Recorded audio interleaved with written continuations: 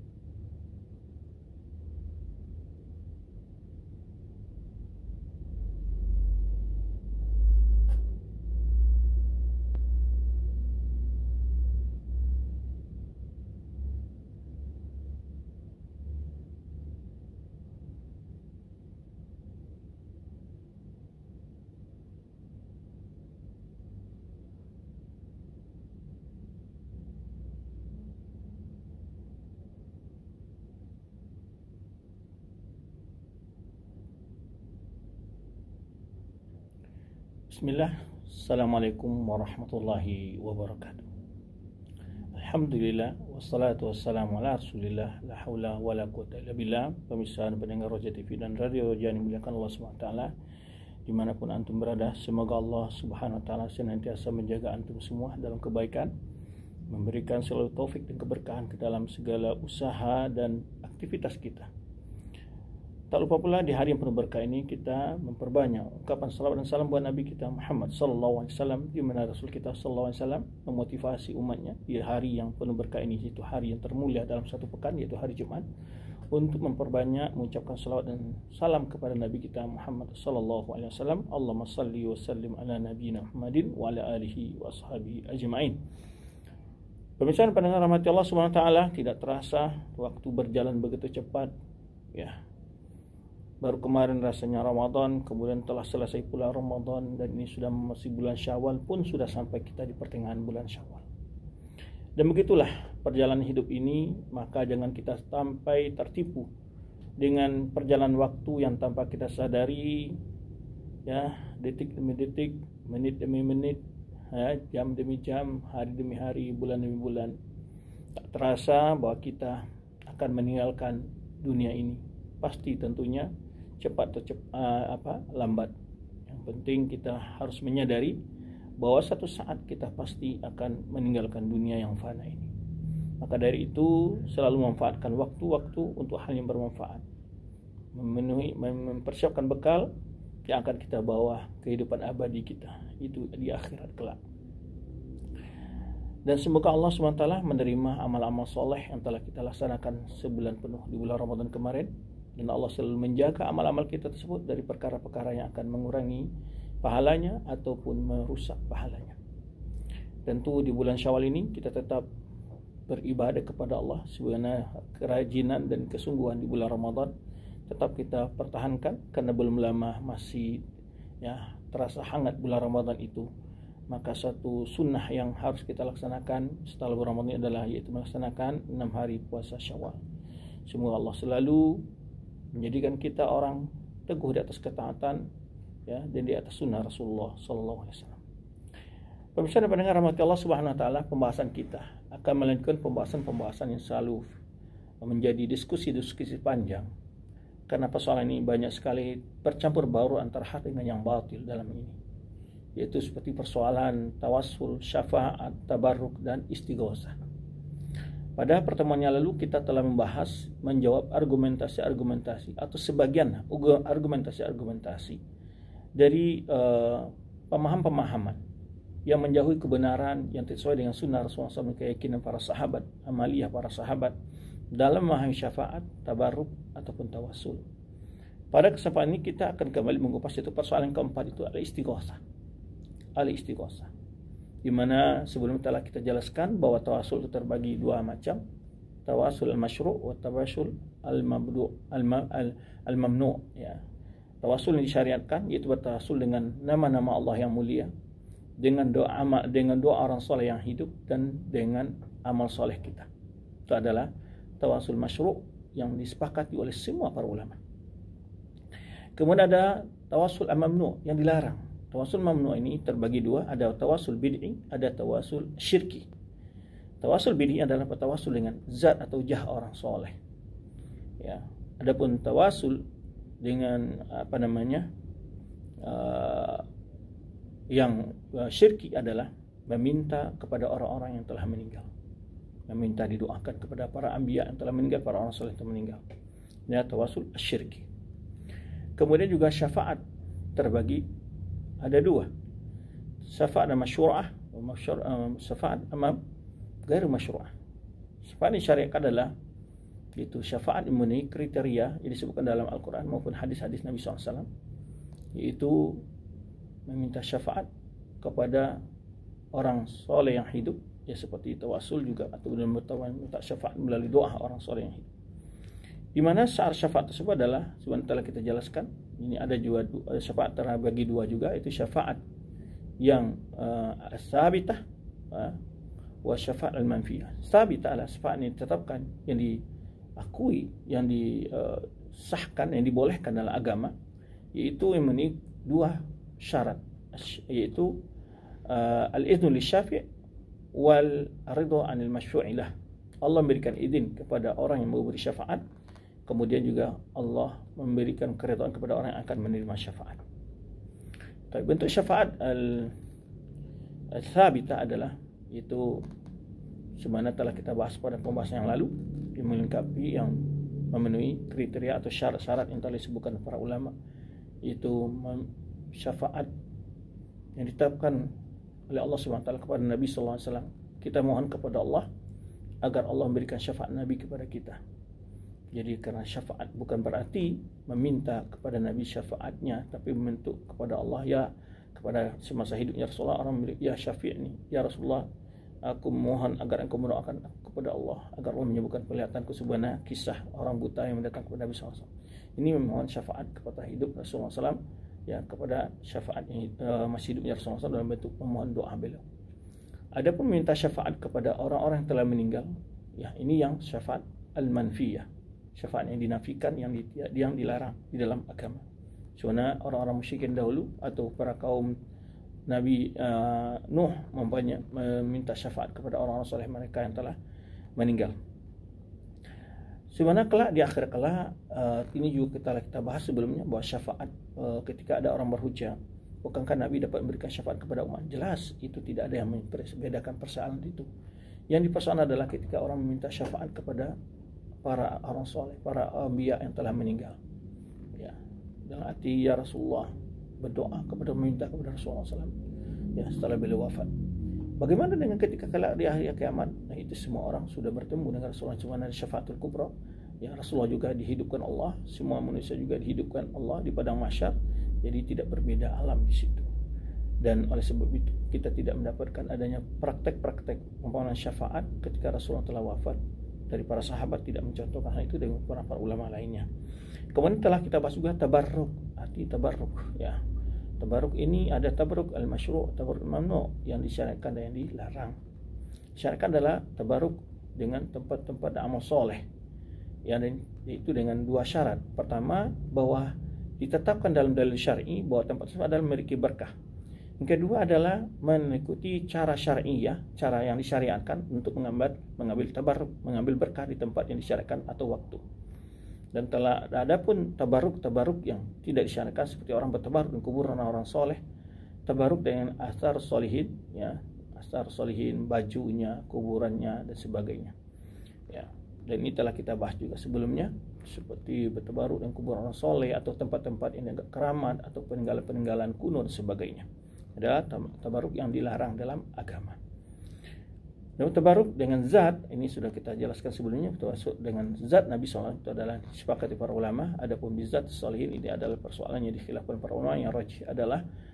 Yang rajih adalah bahwa bertabarruk dengan zat orang salih tidak disyariatkan, karena tidak ada seorang pun para sahabat melakukan hal yang sama, bertabarruk dengan zat para sahabat yang telah dijamin masuk surga oleh Allah Subhanahu wa taala oleh Rasulullah SAW dalam hadis-hadisnya. Seperti orang tidak ada seorang pun sahabat terbaru dengan pemainnya dengan Abu Bakar dan Umar, Utsman, Ali, yang mereka adalah sahabat-sahabat yang telah dijamin masuk surga. Yang pula Ukasyah yang telah disebutkan dalam hadis bahwa dia masuk surga tanpa hisab oleh azab. Baik. Maka ini telah kita bahas dalam masalah tabaruk kemarin.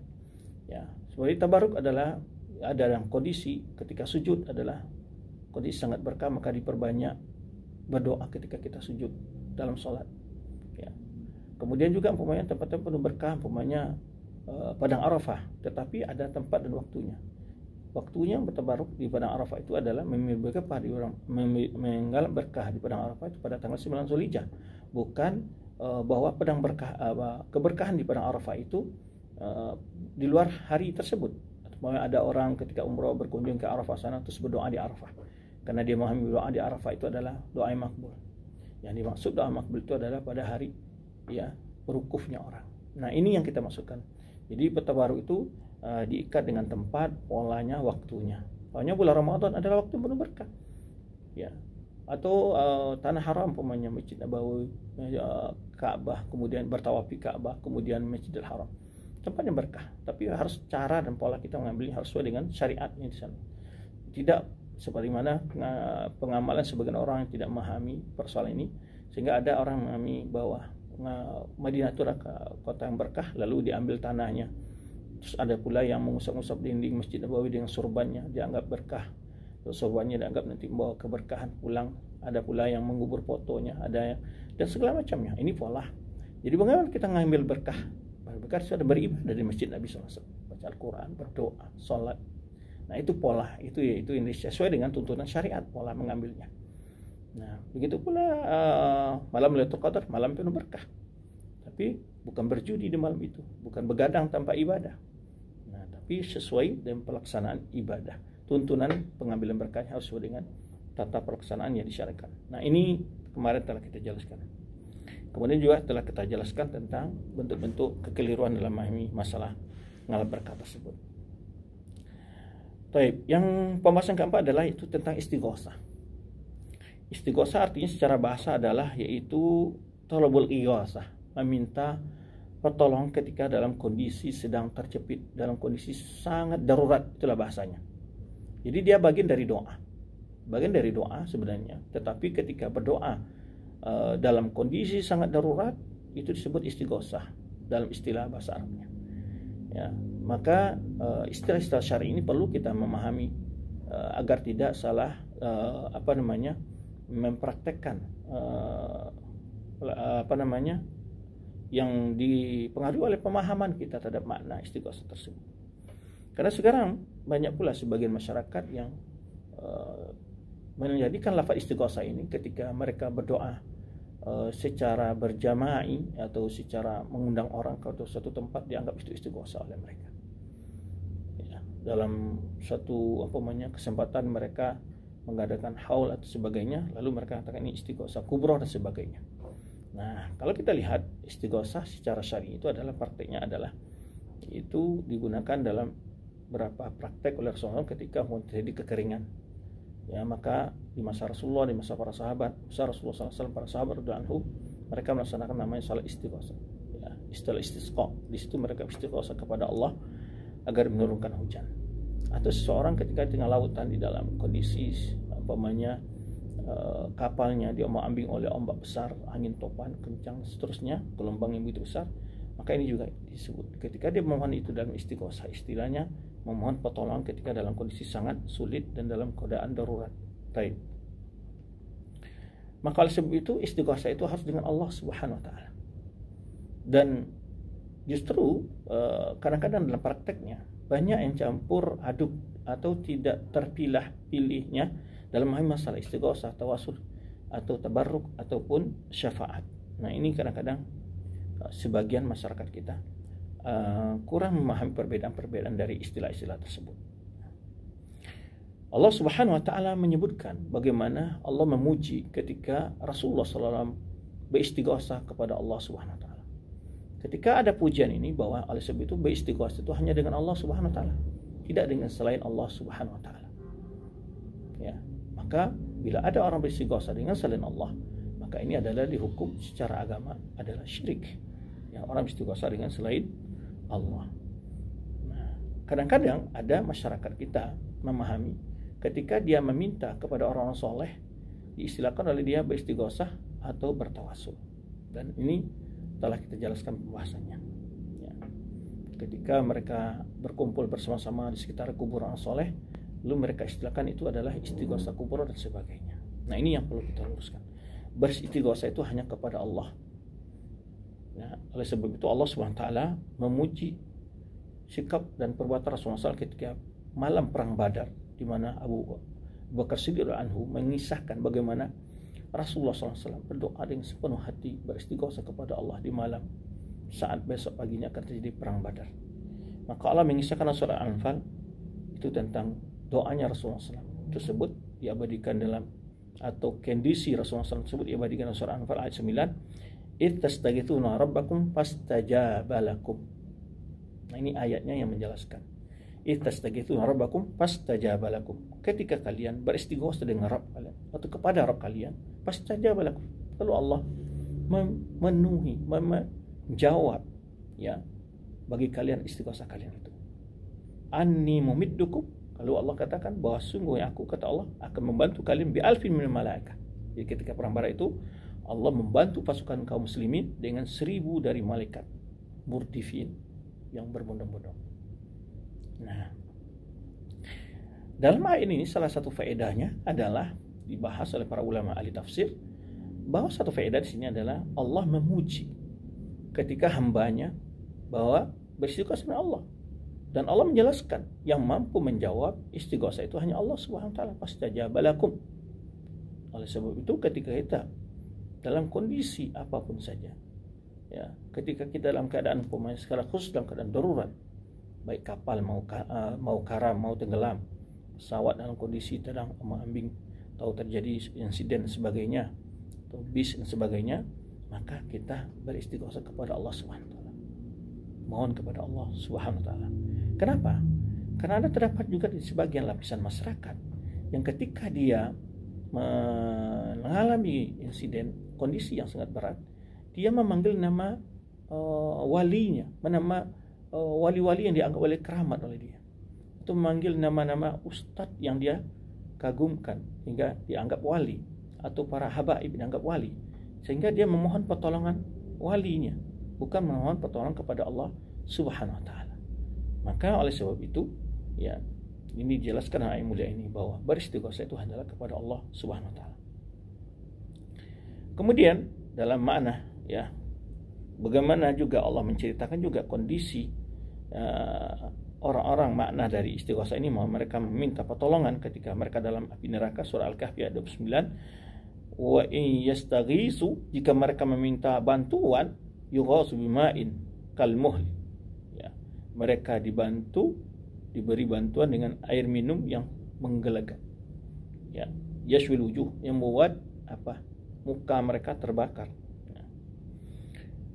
Kemudian, ya, ini di antara makna-makna menjelaskan walladzi qala liwalidayhi ufil lakuma ata'idanani an ukhraja wa qad qalatil qurun min qabli wa huma yastaghithani allaha wailaka amin inna wa'dallahi haqqun fa yaqulu ma hadha illa asatirul awwalin.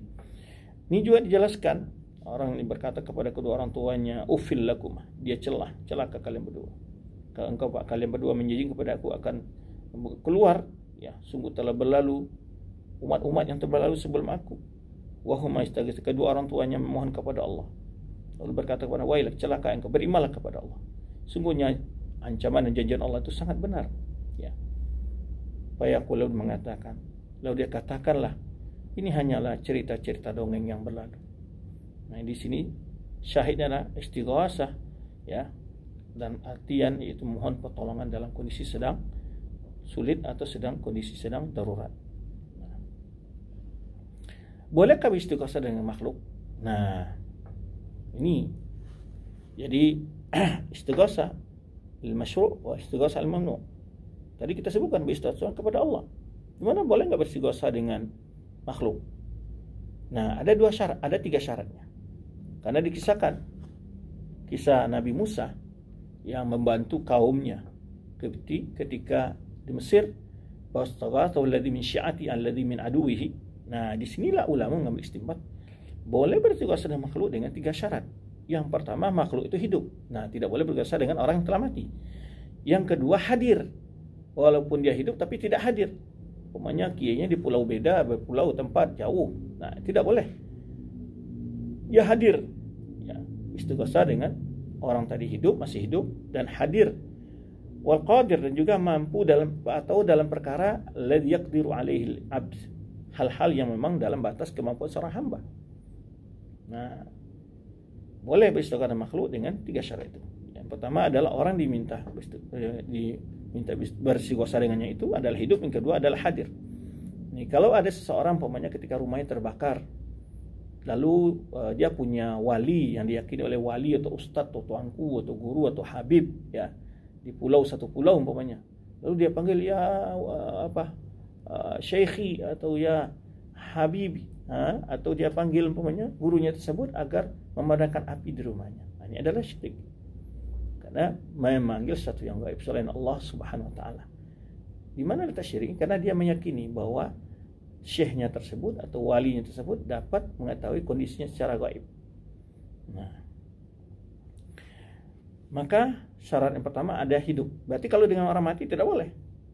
Ya, maka jika yang orang diminta istighatsah dengannya itu mati ataupun gaib, tidak hadir di tempat, nah, atau dalam perkara yang tidak di luar kemampuan seorang makhluk, ya, maka ini dianggap adalah istighatsah yang dilarang. Itu dianggap istighatsah yang jatuh kepada kesyirikan.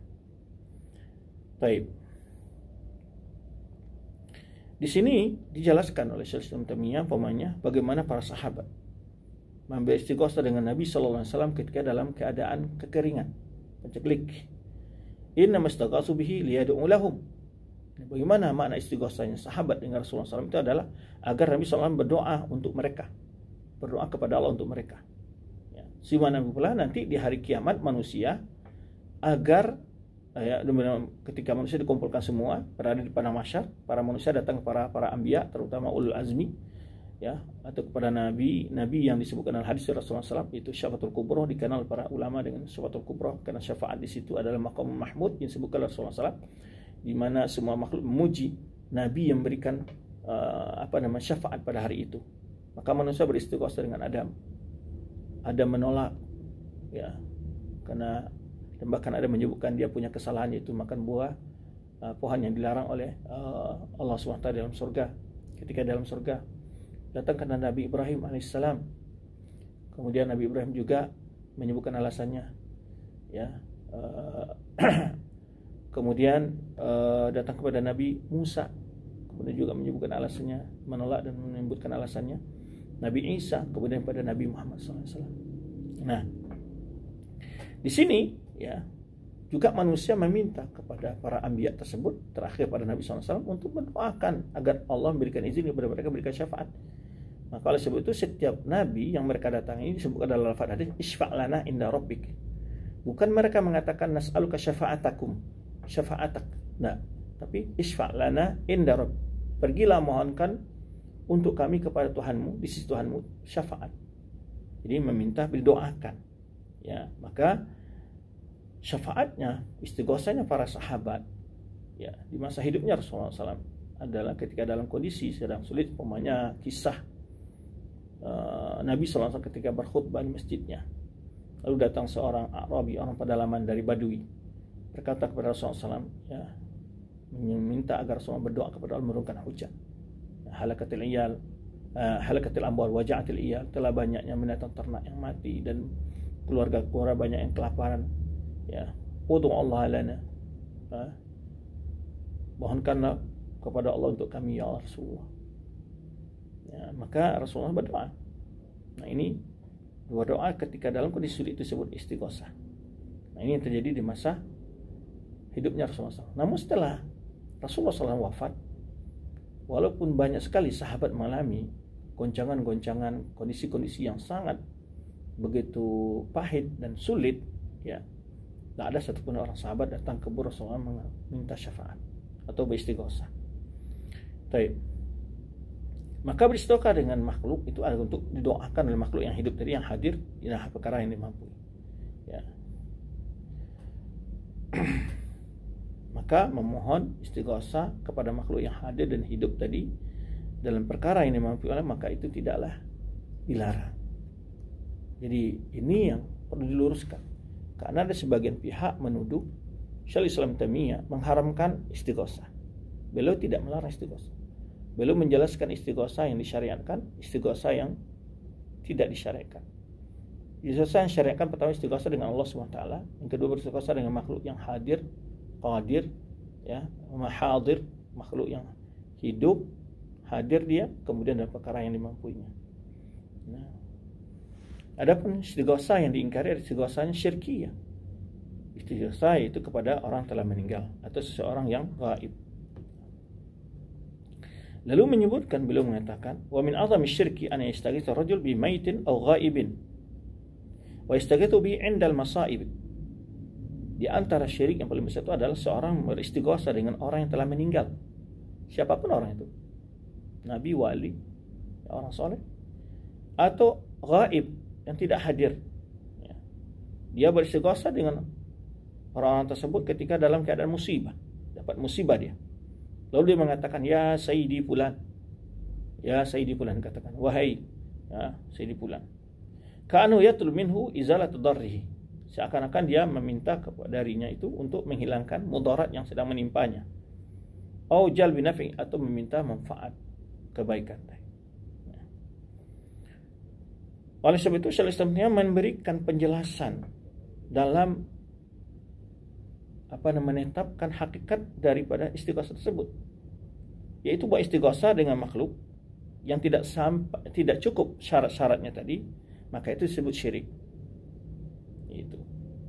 Maka beliau mengatakan, wala yajuz li ahadin ay yastaghitha bi ahadin minal masyayikh al-ghaibin. Tidaklah boleh seseorang pun beristighosah dengan masyayikh yang gaib, wala mayit, atau yang telah meninggal. Misal ayaqul, seperti mana dia mengatakan, ya Sayyidi Fulan aghithni. Ya, orang ini tidak hadir, orang ini sudah meninggal umpamanya. Wahai sayyidku, wahai penghuluku, Fulan aghithni, tolonglah aku. Wansurni, bantulah aku. Idfa'anni, belalah aku. Nah, ini tidak boleh. Kepada mayat dikatakan, kepada orang yang tidak hadir. Atau dia kata ana fi hasbika wa nahwi dzalik. Atau dia mengatakan aku hanya pada bergantung kepadamu saja, atau kalimat-kalimat umpamanya. Bal kana hadza min asy-syirki alladhi harrama Allah wa rasuluhu. Ini adalah syirik yang diharamkan oleh Allah dan Rasulnya. Wa tahrimuhu mimma yu'lamu bi'tirar min dinil Islam. Keharaman perbuatan ini adalah sesuatu yang sudah pasti dalam agama Islam. Diketahui secara pasti dalam agama Islam. Nah, adapun orang-orang berkomentar ketika hidup, kita kan boleh beristighosah dengan Rasulullah SAW ketika Rasulullah masih hidup, kita boleh. Kenapa ketika mati tidak boleh? Bukankah Rasulullah SAW mulia setelah mati sekalipun? Nah, jadi di sini syubhatnya, argumentasinya orang bolehkan beristighosah dengan para nabi yang telah meninggal, orang saleh yang telah meninggal, itu adalah yang mengatakan menyamakan istighosahnya, mengkiaskan istighosah ketika mereka masih hidup dan ketika mereka telah meninggal. Lalu berargumentasi mengatakan, bukankah Rasulullah SAW tetap hamba yang mulia ketika telah meninggal? Betul. Di sini adalah perbedaan antara kondisi anbiya ketika hidup, dia dapat mengetahui kondisi umatnya, dengan anbiya yang telah meninggal, para nabi yang telah meninggal, karena di alam barzah. Di sini letak sebetulnya perbedaannya. Maka lalu dituduhlah kalau orang-orang yang tidak mau beristighosah dengan para nabi yang telah meninggal, para wali meninggal, mereka anggap itu melecehkan kehormatan mereka, tidak mengakui kehormatan mereka setelah meninggal. Nah, ini satu perbedaan yang harus diluruskan.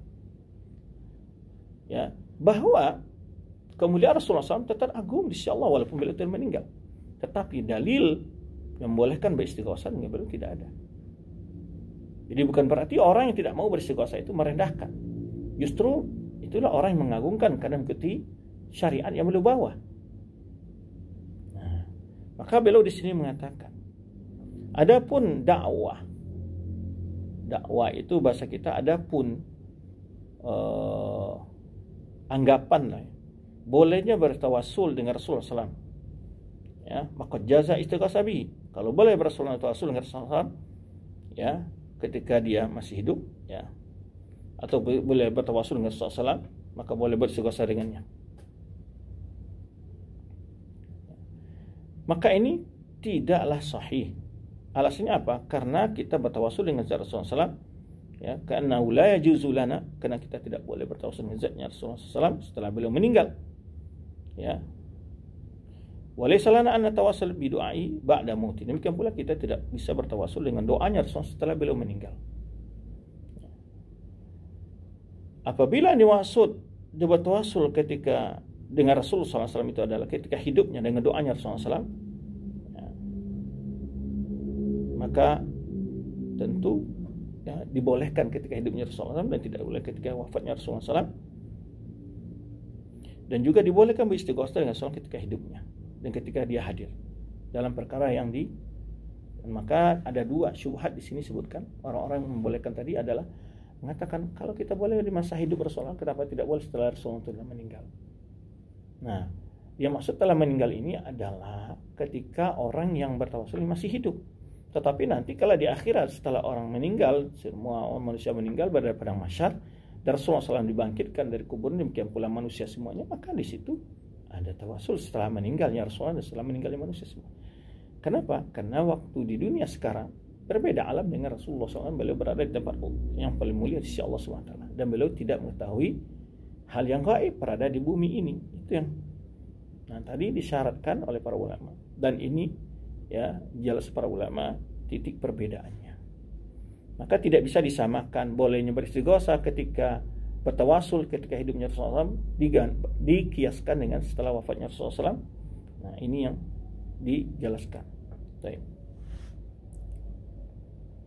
Adapun setelah wafatnya Rasulullah SAW, maka kita beriman dengan Rasulullah SAW, mentaatinya, ya, mempercayai secara kabarnya yang sahih umpamanya, dan kita bersaksi bahwa dia telah melaksanakan segala tugas dibebankan risalah oleh Allah Subhanahu wa taala, beban risalah yang dibebankan Allah kepada beliau, melaksanakan semua amanah dan telah memberikan nasihat yang sempurna kepada umatnya, dan telah berjuang di jalan Allah dengan penuh perjuangan hatta atahul yaqin, sampai Allah memanggilnya.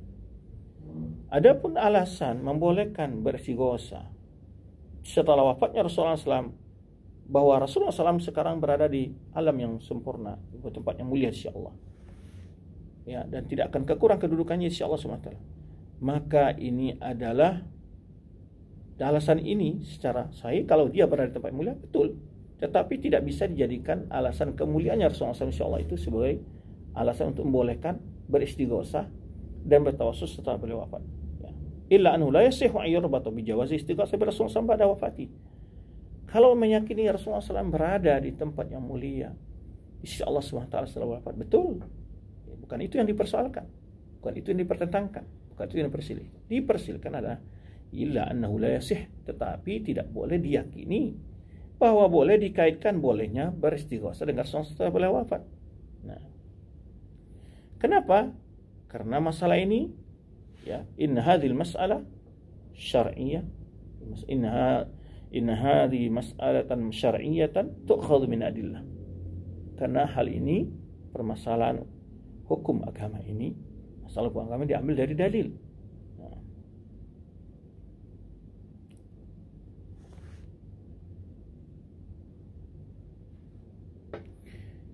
bahwa dalil menunjukkan, ya, permohonan ketika beliau hidup atau mati, tingginya kedudukan beliau setelah beliau meninggal, ya, tidaklah layak tadi, bukanlah menjadi bisa dijadikan sebagai alasan, ya, ayus al-kama layak tadi ayus tafta, ya, bukanlah berarti bolehnya kita meminta kepada beliau setelah beliau wafat atau meminta fatwa kepada beliau setelah beliau wafat. Sebenarnya tidak boleh meminta fatwa kepada beliau setelah beliau wafat, kan tidak ada lagi jawaban dari beliau setelah beliau wafat, karena agama itu telah sempurna.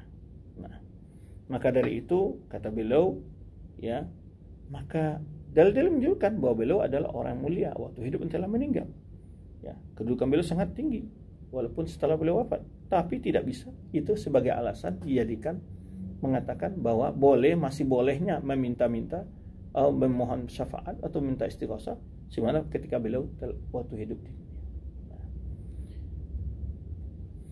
Layak tadi is'al kama layak tadi istafta. Alasannya adalah sebenarnya beliau tidak boleh diminta dalam syafaat pun ataupun istighosah, bertawasul dan mohon doa beliau, sebenarnya beliau tidak bisa juga diminta untuk memberikan jawaban dalam pertanyaan-pertanyaan usul agama lain. Tidak ada ketika orang ulama-ulama dulu lagu di dalam memastikan sebuah hukum, minta fatwa ke Rasulullah SAW. Kalau seandainya boleh demikian, Rasulullah dapat menjawab itu, berarti beliau juga boleh dimintakan istighosah karena beliau dapat menjawab. Nah, orang-orang yang datang ke kuburan beliau punya kata. Di sini dikiaskan oleh beliau bahwa sebenarnya tidak ada lagi hukum setelah wafatnya Rasulullah SAW. Tidak ada pemberikan fatwa kepada umatnya di dunia ini dalam menjawab kondisi-kondisi yang dihadapi umatnya. Demikian pula tidak bolehnya kita beristighosah setelah beliau wafat. Istighosah dalam artian yaitu kita hidup dan beliau telah wafat. Nah, adapun setelah wafat dalam artian beliau wafat nanti kalau dibangkitkan di akhirat di padang mahsyar, demikian pula semua manusia dibangkit di akhirat di padang mahsyar, maka persoalan itu adalah hal yang disepakati dibolehkan para ulama. Jadi ada dua hal yang disepakati para ulama dalam istawasul syafaat, minta syafaat, istighosah. Pertama adalah ketika hidupnya Rasulullah SAW. Yang kedua adalah ketika nanti manusia telah dibangkit dan di padang mahsyar. Ya, semua manusia dibangkit dan juga Rasul para anbiya dibangkit di padang mahsyar.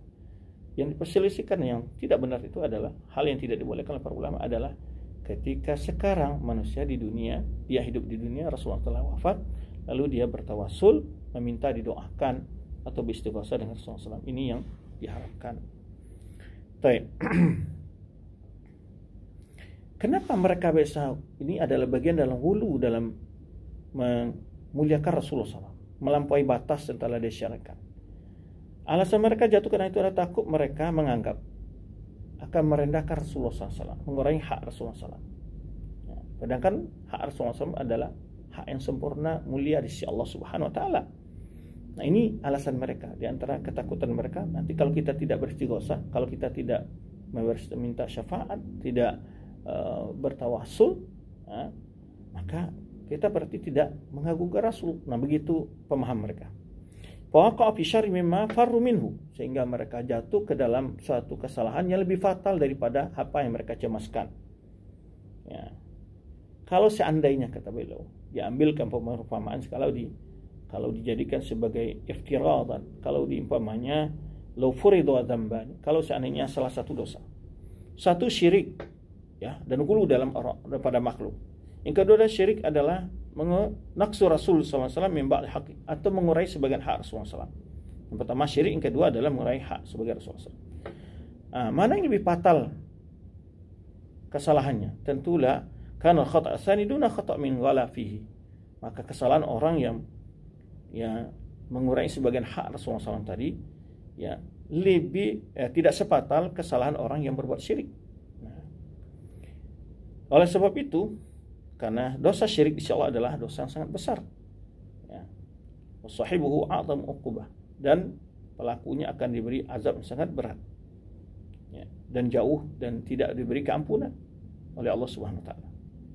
Nah, wal muntaqis lahum an kamali rutbatihim, tetapi kalau kata beliau orang yang tidak memuliakan Rasulullah SAW tidak sampai pada tingkat dosa syirik, artinya mengurangi sebagian hak Rasulullah SAW. Tapi kalau dia sama sekali tidak menghormati dan memuliakan Rasulullah SAW, itu membatalkan syahadat, membatalkan asyhadu anna Muhammadar Rasulullah, pengakuan sebagai Rasul. Kalau dia melecehkan, tapi dia mengurangi sebagian hak Rasulullah. Ini perbandingan sebenarnya. Ya, tetapi beliau mengatakan bahwa kalau seandainya dianggap kedua dosa tadi terjadi, tetapi tidak, ketika kita tidak beristighosah setelah wafatnya Rasul, tidak bertawasul, ya, atau minta syafaat kepada beliau setelah wafat, bukan berarti orang tersebut tidak menghormati Rasulullah SAW. Justru mereka adalah orang-orang yang mengagungkan Rasulullah SAW dengan menjalankan perintah Rasulullah SAW, ya, dengan melaksanakan ajaran sunnahnya, begitunya ajaran beliau. Dan tauhid adalah ajaran yang terbesar dibawa oleh Rasulullah SAW. Syirik adalah perkara yang sangat diingkari oleh Rasulullah SAW. Dan perbuatan orang-orang yang, ya, melampaui batas dalam memuliakan Rasulullah SAW tadi, mereka akan menyerupai kaum Nasrani yang berlebih-lebihan di dalam menyanjung, memuji Rasul mereka, itu Isa alaihissalam pun. Hatta waqa'a fi syirk, membuat mereka jatuh dalam kesyirikan. Kemudian beliau mengomentari di sini, adapun hujjah beristidlal bolehnya beristighatsah syirkiyah dengan perkataan Allah Subhanahu wa taala, "Fastaghatsu alladzi min syi'ati alladzi min aduwwihi." Jadi ada juga yang beralasan ya, bolehnya beristighatsah dengan orang mati atau orang yang tidak hadir tadi. Lalu dia menyebutkan dalil dengan ayat Al-Qur'an, yaitu kisah Nabi Musa yang membantu kaumnya yang disiksa oleh kaum Fir'aun. Fastaghatsu alladzi min syi'ati alladzi min aduwwihi, surah Al-Qasas ayat 15. Maka ya, kelompok yang dari kaum Nabi Musa ini meminta bantuan Nabi Musa alaihissalam untuk menghadapi kelompok dari musuhnya. Maka ayat ini tidak bisa dijadikan dalil. Kenapa? Karena Nabi Musa hidup, ya, kemudian kaum Nabi Musa yang dibantu juga sama-sama hidup, bukan telah meninggalnya Nabi Musa alaihissalam. Maka oleh sebab itu dijawab oleh para ulama, "Fa hadza laysa fi dalil, laysa fi ma yu'ayyidu jawal istighatsah bisyirk." Ini tidak bisa ayat ini dijadikan dalil tentang bolehnya beristighatsah dengan makhluk, ya, dengan nabi atau orang wali yang telah meninggal. Ya. Kenapa? Karena dalam ayat ini istighatsah al-hayy bi hayyin hadir. Kisah dalam ayat ini adalah istighatsahnya seseorang, ya, dengan orang yang masih hidup dan hadir. Ya. Ala amrin yaqdir alaihi Musa. Itu dalam hal yang juga mampu Nabi Musa. Itu Nabi Musa bahwa kazahu Musa faqad alaihi, sebenarnya dalam ceritanya. Ketika Nabi Musa satu kali pukul membuat orang tadi langsung mati. Nah, ini dalam perkara yang dimampui.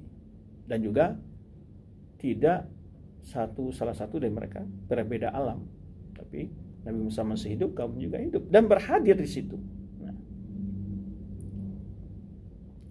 Lalu ada pula yang mengatakan beristighatsah dengan orang yang telah mati atau yang tidak hadir itu tidak termasuk syirik dan tidak dinamakan ibadah, kata mereka. Kenapa? Karena kita tidak bersujud kepada mereka. Ini alasan juga. Kadang-kadang ada argumentasi begitu. Karena kita tidak sujud ke kuburan mereka.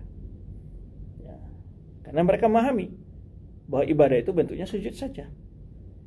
Nah, dan sebelumnya telah kita bahas juga bahwa doa itu adalah ibadah, permohonan. Jadi ibadah itu ada sujud, ada ruku, demikian juga. Nah, ini akan dijawab nanti. Bahwa syirik itu adalah memalingkan sedikit dari ibadah kepada selain Allah. Sarfa syai'in atau sarfu syai'in li ghairillah min al-ibadah. Ya. Wa yajibu anha bi anna man sarfa syai'an mimma huwa haqqul hak Allah bila diberikan kepada selain Allah, maka itu syirik kepada Allah Subhanahu wa taala. Sekalipun dia tidak sujud, tidak rukuk kepada benda yang diagungkannya itu.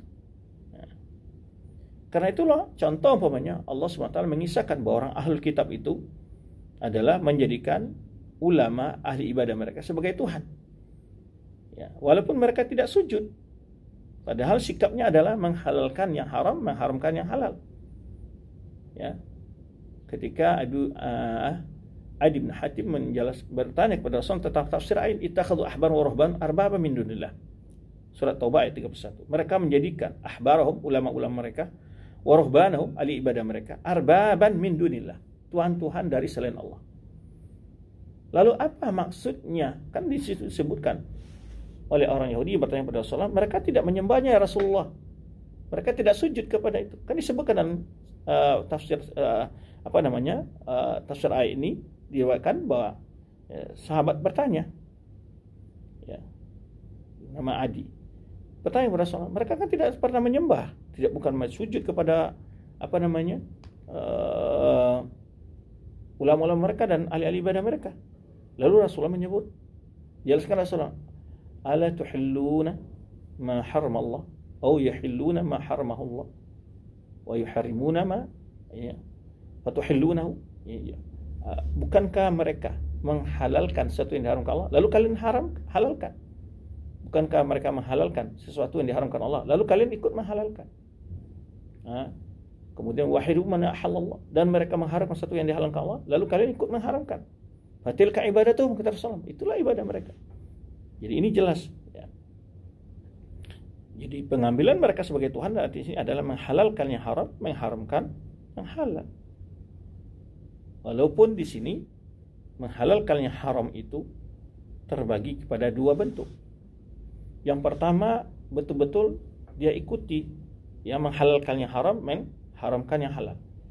Yang kedua adalah, dan itu jelas jatuh kepada kekufuran.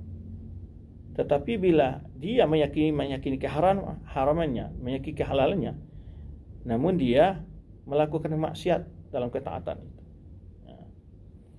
Semana sebagian muslim melakukan hal-hal yang maksiat, maka hukum mereka sepertinya adalah pelaku dosa, bukan orang keluar dari Islam. Maka Nabi SAW menyatakan itu ibadah. Ya, itu adalah ibadah, itulah bentuk ibadahnya, walaupun tidak sujud dan rukuk. Nah, intinya ingin dijelaskan adalah bahwa ibadah itu tidak hanya rukuk dan sujud saja. Begitu pendapat yang bertentangan dengan hukum Allah Subhanahu wa taala. Sebenarnya perbuatan orang Yahudi dan Nasrani menghalalkan oleh mengikuti kehalalkan sesuatu yang dihalalkan ulama mereka pada dia haram. Itu disebut oleh Allah Subhanahu wa taala telah menjadikan ulama-ulama mereka sebagai sesembahan atau Tuhan. Baik. Demikian pula ya, bahwa arti ibadah itu tidak hanya sujud dan rukuk saja. Karena menurut masyarakat kita ada yang memahami begini. Meminta-minta ke kuburan itu tidak syirik. Kenapa? Karena kita tidak sujud ke kuburan. Kita kan meyakini Allah yang menyembuhkan kita. Tapi dia minta kepada kesembuhan dari orang yang dalam kubur tersebut. Nah, ini diantara alasan-alasan mereka. Kita yakin Allah yang beri. Orang-orang musyrikin dahulu ketika dia meminta kepada Allah tetap seperti demikian. Ibadah mereka kepada berhala-berhala mereka atau sesembahan mereka. Ya. Baik. Mereka menjadikan sebagai perantara atau syafaat. Ma na'buduhum illa liyuqarribuna Allah zulfa. Kami tidak menyembah mereka kecuali untuk mendekatkan diri kami kepada Allah sedekat-dekatnya. Agar mereka mendekat kami kepada Allah dengan sedekat-dekatnya. Dalam ayat lain, haula'i syufa'una wa ya'buduna min dunil ma la yadurum wa la yanfa'um wa yaqulun haula'i syufa'una inallah. Mereka menyembah sesuatu yang tidak memberi mudarat, tidak manfaat bagi mereka. Lalu mereka alasan, ini pemberi syafaat mereka. Pemberi syafaat kami di sisi Allah SWT. Jadi mereka tidak mengatakan sesuatu yang mereka sembah selain Allah itu adalah yang menciptakan kehidupan mereka. Tetapi karena itulah Allah SWT dalam beberapa ayat Al-Quran menyebutkan wala in sa'alta man khalaqahum la yaquluna Allah. Jika engkau bertanya kepada mereka siapa yang menciptakan mereka, jawab Allah. Wala in sa'alna man khalaqas samawati wal arda yaquluna Allah. Jika engkau bertanya kepada mereka siapa yang menciptakan langit dan bumi, mereka jawab Allah. Jadi di mana letak kesyirikan? Memalingkan sebagian ibadah mereka kepada selain Allah. Di antara ibadah yang mereka palingkan itu adalah permohonan atau doa permintaan mereka. Baik. Maka jadi ibadah itu bukan hanya harus berbentuk sujud, menyembah langsung. Sebenarnya juga Rasulullah SAW menyebut orang yang hatinya bergantung kepada dunia, sekalipun dia tidak sujud dan rukuk kepada dunia itu sendiri. Atau sebenarnya Rasulullah SAW sebutkan dalam sabdanya, ta'isa abdul dinar, celakalah abdul dinar, penyembah ya dinar. Abdul dinar bukan abdul dinar. Wa abdul dirham. Ya, ta'isa abdul dinar wa abdul dirham. In u'tiya radiya wa in lam yu'ta sakhita. Ta'isa wan taqas. Disebutkan ini istilah abdul dinar, dinisbahkan pada walaupun dia tidak sujud kepada dirham dan dinar tersebut. Oleh sebab itu tidaklah diartikan bahwa ibadah itu selalu dalam bentuk sujud. Ya, ibadah itu tidak selalu dalam bentuk rukuk dan sujud. Dan kepada orang yang beristighosa dengan mayat, ya, dengan orang telah meninggal, maka dia ada perbuatan syirik. Ya. Karena dia telah memalingkan sesuatu dari ibadahnya kepada selain Allah. Ya. Sekalipun dia tidak salat kepada mayat, tidak sujud kepada mayat tersebut. Nah, ini beberapa contoh penjelasan-penjelasan yang dapat kita bahas dalam pembahasan ini tentang masalah istighosa. Semoga pembahasan yang singkat ini dapat kita ambil faedahnya. Ya, tentu perlu akan berulang-ulang mestinya kita membahas masalah ini karena banyak sekali pembahasan-pembahasan dan syubhat-syubhat yang perlu kita luruskan dalam pembahasan ini. Apalagi kita melihat di dalam buku-buku panduan, sebagian buku panduan salawat, ya, ada berisi lafaz-lafaz yang hulu seperti qasidah-qasidah yang ditulis oleh Yahya oleh Busairi, ya, qasidah-qasidah Busairi. Dia beristighosa dengan Rasul SAW, istighosa syarqiyah. dan sebagainya. Maka ini perlu kiranya kita memberikan pencerahan kepada umat agar mereka terhindar dari kesyirikan, dosa yang sangat berbahaya, dosa yang sangat mengkhawatirkan, dan pelakunya kekal dalam neraka dan tidak mendapatkan ampun dari Allah Subhanahu wa taala. Maka dari itu kita menghormati Rasul, memuji Rasulullah SAW sebatas yang dibolehkan oleh Rasulullah SAW sendiri. Maka ketika ada orang berlebih-lebihan dan memuji Rasulullah SAW, bahkan ada sahabat ketika demi Allah dan Muhammad, aja'altani lillahi, apakah engkau menjadikan saya sekutu bagi Allah? Rasulullah SAW mengingkari. Bahkan dalam sebuah pesta ketika ada anak-anak anak-anak perempuan yang menyanyikan qasidah di dalam pesta itu, wa fina nabiyyun ya'lamu ma fi ghadin, di tengah kita ada nabi mengetahui hal yang gaib, diingkari Rasulullah SAW. Rasulullah tidak memberikan uzur walaupun itu diucapkan dari seorang anak-anak, tapi Rasulullah SAW mengingkari perbuatan-perbuatan hal seperti itu. Demikian pula banyak sekali bagaimana Rasulullah SAW menjaga janabat tauhid, menjaga yaitu kemurnian tauhid umat ini agar tidak terjerumus kepada perbuatan-perbuatan umat yang berlalu yang menyebabkan mereka hulu berlebih-lebihan di dalam mengagungkan nabi-nabi mereka dan orang soleh mereka, yang pada akhirnya mereka mempersekutukan nabi-nabi mereka, orang soleh mereka dengan Allah Subhanahu wa taala. Barakallahu fikum, wallahu a'lam bishawab. Itu yang dapat kita bahas dalam pertemuan kali ini. Semoga dapat kita ambil manfaatnya. Berikutnya kita kembalikan kepada Al-Akh Madu kita dari studio Cilengsi.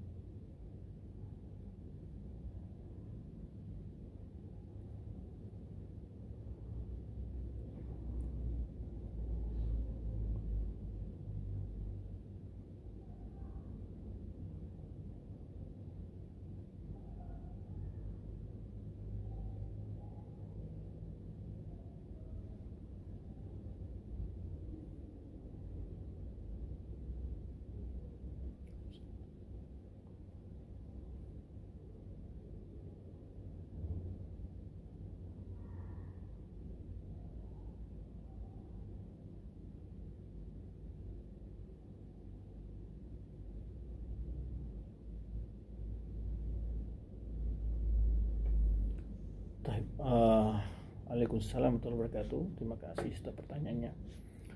Khadam artinya khadam atau qadam, yang sebetulnya dalam bahasa Arab itu khadam yang biasa dipakai oleh sebagian kelompok, utamanya ulama-ulama yang mereka mengaku sebagai pemilik penolong dari golongan jin.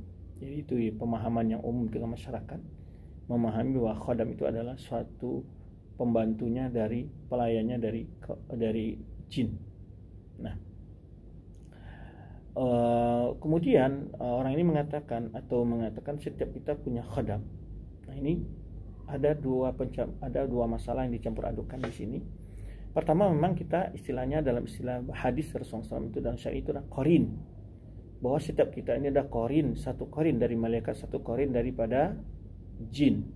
Nah, qarin ini apa arti qarin itu Ustaz? Qarin artinya dalam bahasa itu orang yang selalu atau sesuatu yang selalu mendekati kita, yang selalu bersama kita kemanapun dan kapan saja. Qarin namanya. Ya, dia bahwa setiap manusia punya qarin dari kalangan malaikat, qarin daripada kalangan jin. Nah, qarin di kalangan jin ini yang selalu mengganggu, menggoda seseorang tadi jatuh ke dalam perbuatan maksiat, kemungkaran atau perbuatan kekufuran dan sebagainya. Nah, yang sebenarnya dijelaskan oleh Ibnu Mas'ud bahwa qarin dari malaikat yang adu bil khair selalu motivasi kita, mengarahkan kita hal yang positif. Dan kalau qarin dari kalangan jin ini adu bisyar, selalu memotivasi, mengarahkan kita pada perbuatan yang buruk. Kemudian dalam hadis bukan Rasulullah SAW bahwa Rasulullah SAW diselamatkan Allah dari gangguan qarinnya tersebut. Para ulama mengatakan ada aslamu minhu atau aslam, Ada mengatakan bahwa aku selamat dari gangguan qarinnya, atau qarinnya itu masuk Islam. Ada dua penafsiran oleh para ulama. Ini tentang qarin. Ini yang satu pertama kita. Jadi beda antara qadam khadam. Kalau khadam dalam penafsiran yang umum di tengah masyarakat yang memahami qadam-qadam seperti ini, mereka melakukan ritual-ritual dengan tujuan nanti bahwa jin ini dapat membantu hajat-hajat mereka. Itu menurut mereka. Nah, dalam ritual-ritualnya itu tidak luput dari perbuatan-perbuatan yang kadang-kadang sampai pada tingkat kesyirikan. Ini saya yang bercerita kepada saya beberapa orang yang pernah mengalami langsung praktek ritual tersebut. Jadi dari suatu tempat orang ini sudah meninggalkan pemahaman tersebut, dan dia waktu itu yang nyetir mengantarkan saya dari satu tempat ke tempat ke rumah saya. Tidak saya sebut tempatnya lah supaya tidak terjadi pula kegaduhan. Jadi dia bercerita dia punya pengalaman. Ada ritual-ritual bagaimana supaya mendapat qadam tersebut. Jadi beda antara qarin dan qadam itu. Kalau qadam ini ada upaya-upaya bagaimana melakukan ritual-ritual agar jin itu patuh dan datang kepada dia sebagai pelayan dia. Itulah istilahnya. Yang itu bercampur dengan perbuatan-perbuatan yang kadang sampai pada tingkat syirik dan kufur. Dia menceritakan di satu pondok pesantren prakteknya ini berlaku. Ya, saya tidak sebut pondok pesantren, juga tidak menyebutkan nama kiainya yang dia tempat belajar itu. Dia mengatakan di antara persyaratan, ya dia katakan bahwa di toko pesantren ada buku-buku panduannya dijual. Dia di antara ritual yang dilakukan oleh dia itu adalah praktek bagaimana dia puasa 4 hari berturut-turut. 4 hari berturut-turut tanpa berbuka di pinggir sungai dan tidak boleh tertidur. Itu di antara ritual yang dilakukan. Ini sesuai dengan cerita dia begitu. Nah, kalau tertidur menurut persyaratan itu adalah tidak akan berhasil mendapatkan qadam itu. Dan terus ritual terakhir ritual yang dilakukan oleh dia, ya, yang harus dilakukan oleh dia, yaitu mandi di kolam yang situ penuh dengan kotoran manusia jam 2 malam. Dan dia katakan ada beberapa temannya juga ikut dalam melakukan ritual itu, dan pas di malam dia kegiatan ritual yang tadi mandi di kolam yang penuh dengan kotoran manusia itu jam 2 malam, dia katakan saya pura-pura sakit dan saya tidak ikut, ya, karena dia tidak sanggup gitu ya melakukan ritual itu. Sebetulnya banyak ritual-ritual, ya, cerita-cerita yang dilakukan, baik para ulama juga menulis. Seperti juga ada yang menceritakan ritual agar dia itu kebal dan atau punya qadam juga, yaitu di dalam ketika dia seorang teman juga tinggal di seorang tokoh agama, kiai atau ustadz itu di suatu daerah juga. Di tengah rumahnya ada sebuah kelambu, kemudian di dalam kelambu itu ada foto, kemudian ada tempat berzikir di situ.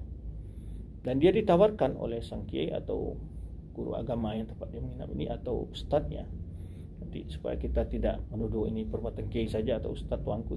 Ini maksud di sini adalah satu istilah yang digunakan dan menyebut-nyebut tokoh agama di kita. Nah, dia persyaratkan yaitu untuk berzikir selama 40 hari di dalam kelambu tersebut sambil membayangkan wajah yang ada di foto tersebut. Jadi 40 hari itu dia tidak boleh keluar, dia tidak boleh mandi, tidak boleh sholat ke masjid, bahkan sholat pun tidak. Ya kan, sholat pun tidak, karena dia berzikir di situ disyaratkan 40 hari. Sholat Jumat pun tidak. Nah, dan banyak sekali sebetulnya kalau kita rentang, banyak sekali ulama-ulama menceritakan bagaimana praktek-praktek orang-orang ini agar punya qadam tersebut yang melakukan ritual-ritual yang berselisih dengan syariat, menyelisihi sunnah Rasulullah SAW, menyelisihi akidah Islam. Seperti cerita-cerita yang umpamanya dia bertapa di pinggir sungai 40 hari, lalu dia mempunyai tongkat dan sebagainya, karamah dan sebagainya. Ini jelas proses-proses yang tidak syar'i. Nah, ketika ini dilakukan, ini persyaratan tentu dari jin tersebutnya agar dia mau untuk menjadi pesuruh orang yang mau khidmat melakukan perbuatan kesyirikan dan hal-hal yang bertentangan dengan sunnah Rasulullah SAW tadi. Jadi itu praktek-praktek yang mereka lakukan. Jadi istilah khadam selama ini yang saya ketahui sepanjang itu, yaitu satu hal pekerjaan atau ritual-ritual yang memang dilakukan oleh sebagian orang untuk menurut mereka dapat menjaga, membantu mereka menjadi pelayan dari jin ini, melakukan ritual-ritual yang itu mencampur dengan kesyirikan dan perbuatan bid'ah. Jadi juga di antara ritual yang dilakukan oleh cerita orang yang pertama tadi itu, yang tadi dia tidak siap untuk mandi di kolam penuh kotoran manusia tadi, itu katanya untuk setiap malam itu sekian malam juga, saya lupa berapa malam, itu dia pertama bangun malam, sholat 2 rakaat, setelah itu ada zikir ritual yang dibaca, ya itu dibaca. Nah terakhir dari pengalaman dia menceritakan dia sendiri, itu nanti Qarin itu akan datang dan ketika dia saat itu dalam mimpinya. Nah orang yang pertama saya ceritakan tadi, dia sebenarnya tidak lulus secara persyaratan. Kenapa? Karena dia tidak, pertama dia ceritakan ketika dia berpuasa di pinggir sungai 4 hari itu dia tertidur. Yang kedua, dia tidak melaksanakan ritual yang terakhir, itu mandi di kolam penuh kotoran manusia itu. Tetapi katanya itu khadim tadi tetap datang kepada qadam tadi, ya, tetap datang kepada dia dan dia tolak. Dan dia tolak dan setelah itu dia sakit parah. Jadi diganggu oleh jin tersebut, kira-kira begitu. Dan ini sebetulnya apa yang saya dapatkan informasi-informasi tentang qadam-qadam yang masyhur di tengah masyarakat. Ya, Rasulullah SAW dan para sahabat radhiyallahu anhum tidak pernah melakukan ritual-ritual, dan mereka tidak pernah, para anbiya pun tidak pernah dibantu oleh jin dalam memperjuangkan Islam. Justru di dalam peperangan-peperangan sering diceritakan itu hanyalah mereka dibantu oleh para malaikat.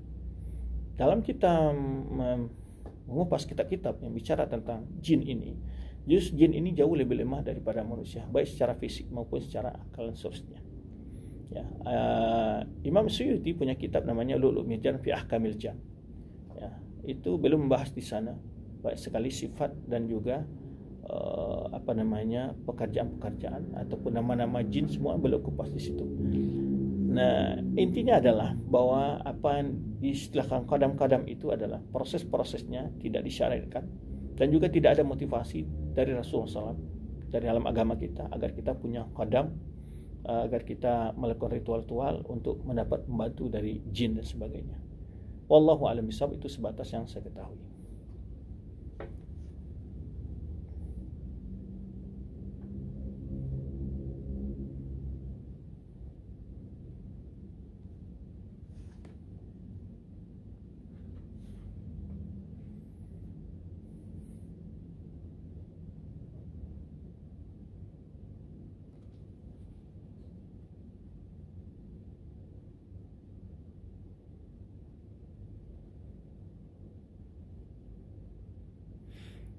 Baik, praktek yang ada di masa Rasulullah SAW itu dalam istilahnya itu salat istisqa. Jadi salat 2 istisqa, salat minta hujan yang dikenal di negeri kita, yaitu istilah istighatsah, memohon Allah menurunkan. Karena disebut istighatsah karena dalam doa istisqa itu, dan para ulama juga membahas dalam kitab fikih istisqa ini, kalau mazhab Abu Hanifah mereka tidak mensunahkan salat tapi menyunahkan doa saja. Itu sesuai dengan praktek Rasulullah SAW ketika di masjid ketika berkhutbah. Allahumma aghithna, Allahumma aghithna, anzil alaina al-ghais. Ya. Jadi itu disebut dengan istighatsah karena dalam lafaz doa tadi ada nama doa itu lafaz istighatsah. Allahumma aghithna, Allahumma aghithna. Ya, Allahumma nas'aluka ghaisan. Jadi itu di antara kita ketahui dalam hukum-hukum agama. Adapun dalam bentuk berdoa jama'i, doa jama'i, kita tidak menemukan contoh dari kalangan para sahabat melakukan hal itu kecuali saat salat istisqa saja. Salat istisqa, meminta hujan. Salat meminta hujan. Karena lafaz istighatsah ini sekarang ada yang menggunakannya untuk ketika ada anak mau ujian lalu semua siswa-siswa dikumpulan di istilah istighatsah. Ini sudah tidak sesuai dengan tuntunan yang ada dalam sunnah Rasulullah SAW. Karena istighatsah tadi hanya untuk perkara yang maslahah ummah secara umum. Ya. Kalau pemimpin menyerukan kepada rakyatnya untuk salat istisqa karena terlambat turun hujan, ya pemanya, dan itu disyariatkan. Sebenarnya terjadi di masa Umar bin Khattab anhu. Ya, mereka diajak untuk salat istisqa oleh Umar. Ya. Kemudian meminta Abbas untuk berdoa. Jadi kalau seandainya boleh beristighosah dengan Nabi SAW, tentulah Umar lebih memilih beristighosah dengan Nabi SAW. Karena Rasulullah telah wafat, maka ya kunna nastaghiitsu bi Rasulullah SAW wa taskina. Kata Umar dalam doanya, ya Allah, dulu kami ketika hidup Rasulullah SAW istighosah dengan Rasulullah, lalu engkau turunkan hujan buat kami. Wal an nastaghiitsu bi amri Rasulillah SAW. Sekarang kami memohon ya agar istighosah dengan paman Nabi ya kami, yaitu Abbas. Kum ya Abbas, Allah, berdirilah wahai Abbas, mohonkan berdoa kepada Allah. Jadi di sini Umar memilih dengan istighosah kedekatan Abbas dengan Rasulullah SAW, kemudian juga kesolehannya, tentunya pastinya berdoalah Abbas, maka turunlah hujan. Itu praktek-praktek yang ada dicontohkan di dalam perbuatan para ulama ya, para sahabat Nabi radhiyallahu anhum. Wallahu a'lam bissawab.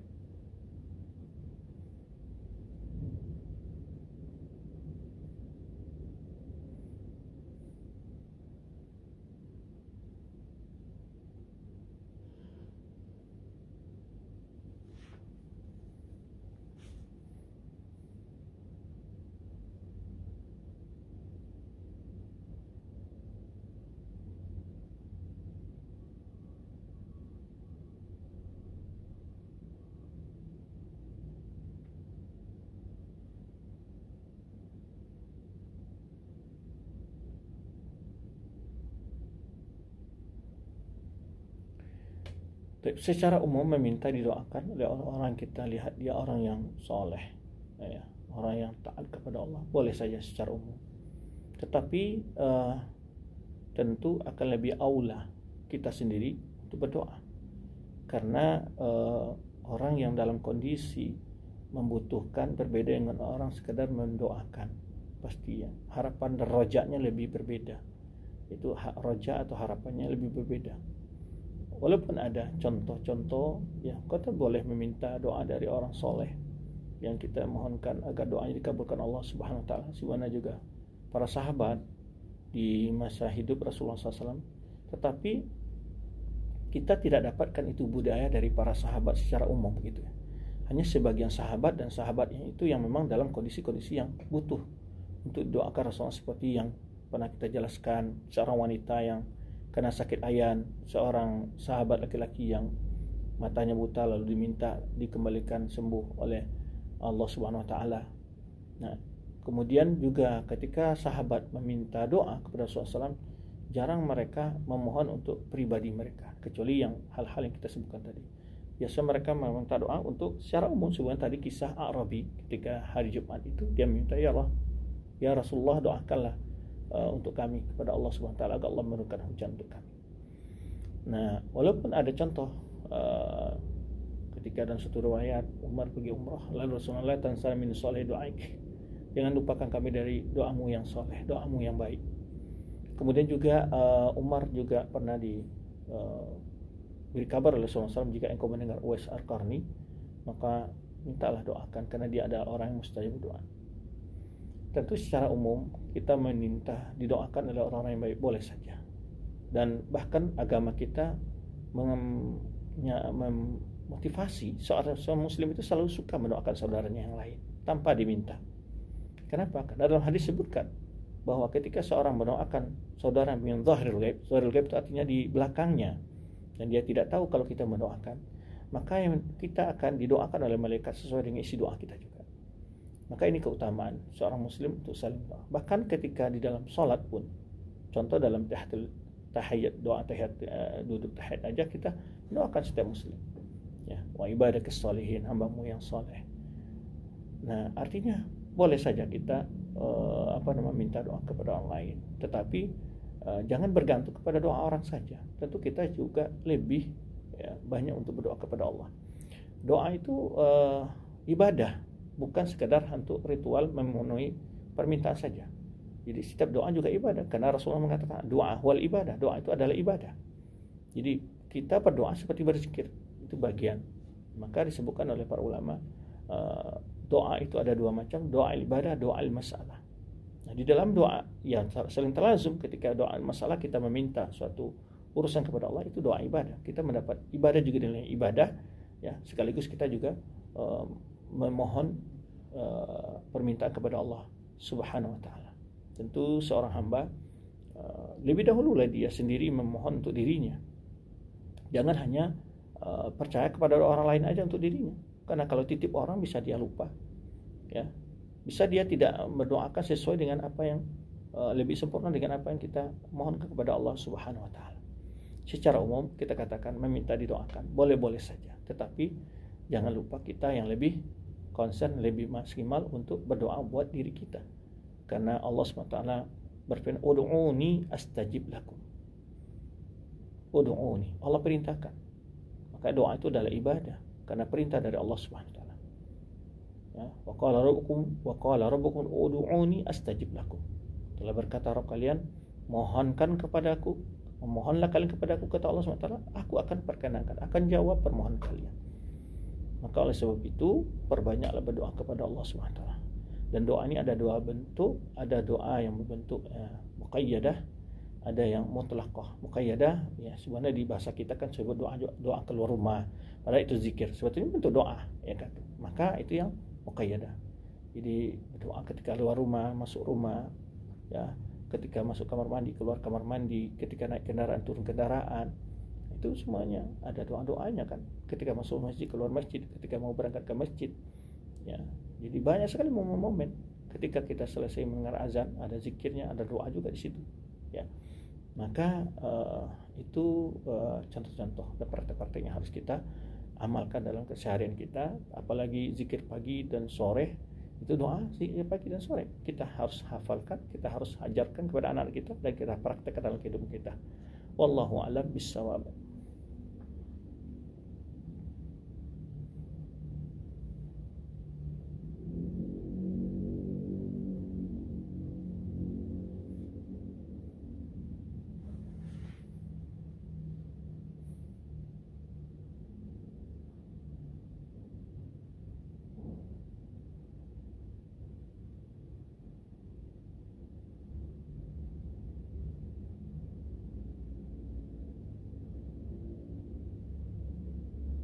Waalaikumsalam warahmatullahi wabarakatuh.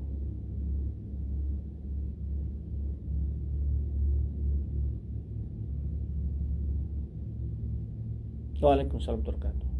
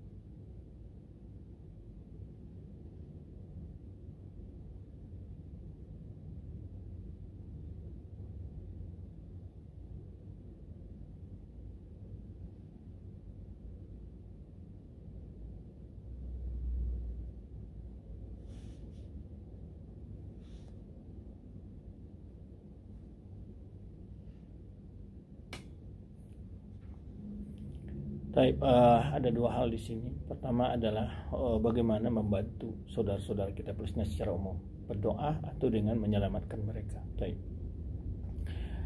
Tentu pertama hak sesama Muslim.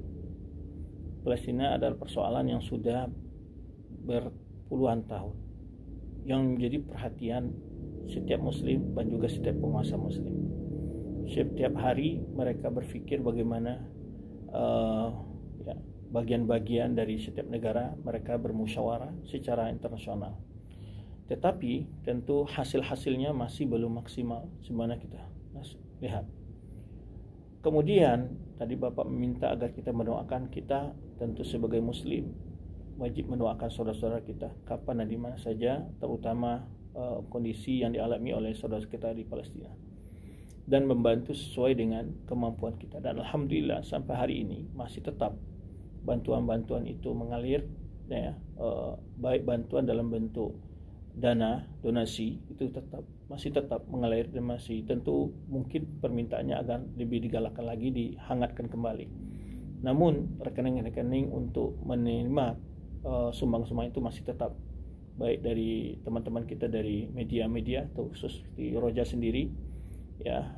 Bagi yang mengikuti informasi di media IG Roja itu banyak sekali di sana laporan-laporan ya, terbaru tentang bagaimana sumbangan-sumbangan kaum muslimin yang disalurkan melalui media kita ini disalurkan di sana, bisa dilihat di situ. Jadi mungkin Bapak mungkin belum ya tidak terasa semeriah dulu, mungkin itu maksud beliau, tapi bukan berarti di sini tidak ada perhatian terhadap saudara-saudara kita di sana. Ada, tapi mungkin belum merasa tidak tenggelamlah oleh isu-isu nasional dan sebagainya. Dan inilah kendala umat Islam di seluruh dunia sebenarnya. Mereka punya persoalan politik, ekonomi, sosial sendiri di negara masing-masing, sehingga kadang-kadang tidak tampak perhatian mereka kepada sebagian saudara-saudara mereka yang sedang di dalam kondisi terzalimi oleh Zionis. Secara politik baik negara Islam maupun negara-negara Arab, mereka tetap berjuang, tetap secara diplomasi ya, dan juga bantuan-bantuan masih tetap mengalir baik di negara Arab, tidak terkecuali ya, dari Kuwait, Saudi dan seterusnya. Mereka tetap mengirimkan bantuan-bantuan yang luar biasa. Jadi kita kalau ikuti media-media ya, yang dari umpamanya apakah Twitter, itu kita menyaksikan selalu bantuan itu sekarang mengalir terus. Cuman yang mungkin yang tidak tampak itu adalah bantuan secara militer. Bantuan secara militer tentu semua adalah pertimbangan-pertimbangan. Setiap negara tadi punya kemampuan yang berbeda-beda, kemudian juga kebijakan-kebijakan internasional.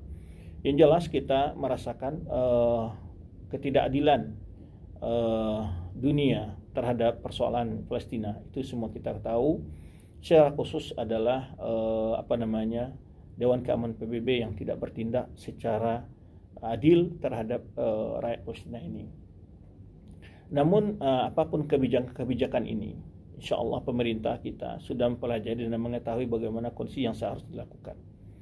Pertama, memang mati syahid adalah hal yang mulia.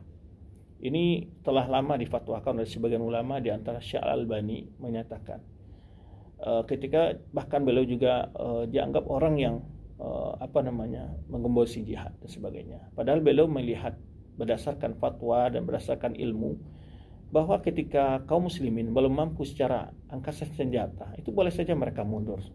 Sebenarnya Rasulullah SAW juga berhijrah dari Mekah ke Madinah. Ya, sebenarnya Rasulullah SAW di awal dakwahnya beliau lemah, belum memiliki angkatan perang, ya, peralatan perang masih kurang, kemudian biaya perang masih kurang. Beliau juga mengalah ya di dalam banyak kondisi-kondisi awal. Setelah beliau memiliki kekuatan, ya, beliau juga melakukan negosiasi, perjanjian-perjanjian. Ketika sampai di Madinah, beliau bernegosiasi dengan orang Yahudi, melakukan perjanjian dengan orang Arab sekitar Madinah, bahkan dengan orang Arab yang di Mekah juga sebelum Fatu Makkah, beliau membuatkan perjanjian-perjanjian dan seterusnya. Dan langkah-langkah itu yang dilakukan oleh berdasarkan langkah-langkah itu, berdasarkan dalil-dalil. Ya, tentu ulama-ulama kita yang memberikan pendapat-pendapat tersebut telah mengkaji baik secara hukum agama, demikian pula kesiapan secara material ya dari kaum muslimin untuk menghadapi kekuatan ini. Kita sebagai rakyat ya, sebagai orang awam, sebagai orang yang tidak menguasai berbagai informasi itu, kita hanya bisa memberikan pertolongan dalam bentuk dua hal. Pertama dengan doa, yang kedua adalah memberikan sebagian, menyisakan sebagian dari rezeki yang kita miliki untuk kita kirimkan ke lembaga-lembaga yang terpercaya menyalurkan bantuan tersebut. Ini tentu seruan kepada kaum muslimin.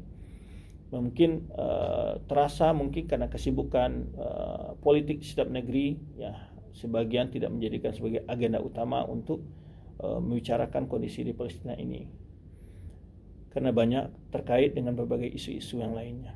Semoga Allah SWT sepatnya memberikan jalan solusi terbaik bagi kita kaum muslimin membantu saudara-saudara kita di Palestina. Demikian pula Allah melihatkan satu keajaiban dalam kekuasaan yang maha kuasa untuk menghancurkan musuh-musuh Islam, terutama kaum Zionis yang begitu kejam dan jahat terhadap saudara-saudara kita di Palestina. Untuk kebijakan pemerintah dalam hal ini tentu kita tidak bisa menanggapi. Pasti mereka sudah mempertimbangkan kalau mati syahid itu betul bagus, tetapi bukan berarti harus bunuh diri. Makanya ketika Rasulullah SAW saat berjihad, beliau tetap mempersiapkan segala sesuatunya, ada siasat dan seterusnya. Bahkan sahabat yang belum sampai umurnya tidak boleh berjihad oleh Rasulullah SAW. Ya, nah itu semuanya ada aturannya, dan itu tentu ulama-ulama yang berilmu. Nah, ketika sebagian umpamanya rakyat Palestina itu diselamatkan, sebenarnya juga Rohingya dan sebagainya, itu bukan berarti menyerah, tetapi untuk anak-anak kecil, para wanita dan sebagainya, mereka yang lemah, mereka pasti tidak bisa, pasti untuk berjihad di sana, apalagi makan dan minum mereka juga susah. Tentu mereka bisa hanya diselamatkan dan dibantu sesuai dengan kemampuan setiap negara. Maka kita sebagai muslimin tentu tetap berharap kepada semua untuk mendoakan saudara kita, membantu sesuai kemampuan kita, dan juga bagi masjid-masjid yang memiliki kewenangan untuk berdoa, kunut nazilah bagi mereka juga dibolehkan sebagaimana fatwa para ulama kita. Tapi untuk memfatwakan secara umum itu tentu hak walil amri juga, karena kita tidak boleh mendahului, melangkahi sesuatu yang bukan wewenang kita. Nah, itu diantara hal-hal yang perlu kita ketahui. Kita boleh berikan masukan-masukan kepada pemerintah dengan cara-cara yang terhormat, ya, dengan cara pesan-pesan yang baik. Semoga pesan-pesan itu dapat menjadi pertimbangan-pertimbangan mereka. Wallahu a'lam bishawab. Barakallahu fikum.